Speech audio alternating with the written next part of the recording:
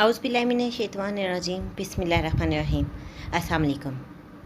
आज मैं आप लोगों के लिए जो वीडियो लेके हाज़िर हुई हूँ वो ज़िलहज के बाबरकत अय्याम के लिए कुछ ख़ास वज़ाइफ हैं जिनसे आप लोग भरपूर फ़ायदा उठा सकते हैं। सबसे पहले जो वज़ीफ़ा जो मैं आप लोगों के साथ शेयर करने वाली हूँ वो तमाम हाजात के लिए है।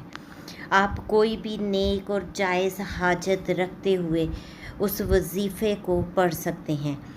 और लेकिन आप लोगों को पता होना चाहिए कि जो कोई भी वज़ीफ़ा करने से पहले हमारे पास कुछ शराइत होती हैं। पाक साफ़ होना, बावुज़ू होना, गुस्ल के बाद नए कपड़े पहनना, जिस जगह पर आपने वज़ीफ़ा पढ़ना है उस जगह का पाक साफ़ होना बहुत ज़रूरी है। अब ये वज़ीफ़ा आप 9 ज़िलहज को अदा कर सकते हैं।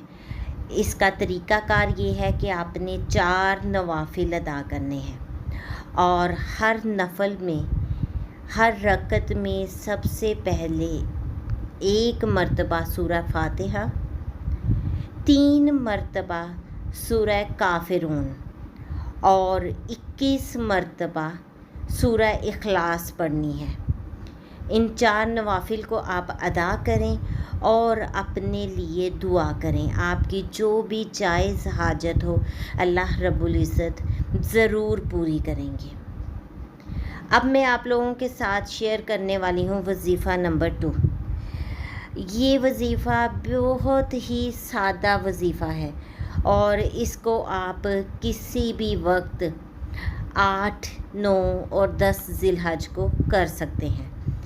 इसमें आपने करना क्या है कि दरूद इब्राहीमी अव्वल आखिर 11 मरतबा पढ़ना है और उसके बाद 101 मरतबा या लतीफ़ों का विर्द करना है, ठीक है। और उसके बाद आप अपनी किसी भी हाजत के लिए दुआ कर सकते हैं।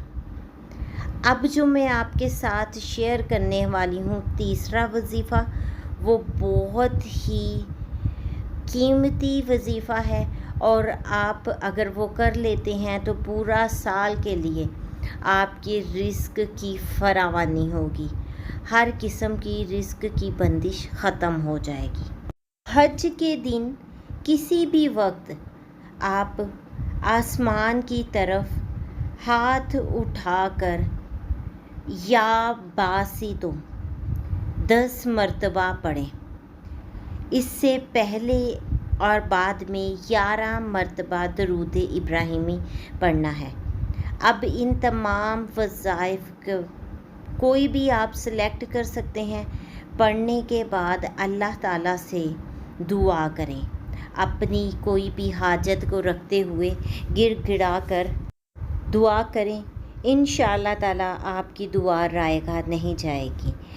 इस वीडियो को सवाब की नीयत से शेयर करें ताकि तमाम लोग इससे फ़ायदा उठा सकें।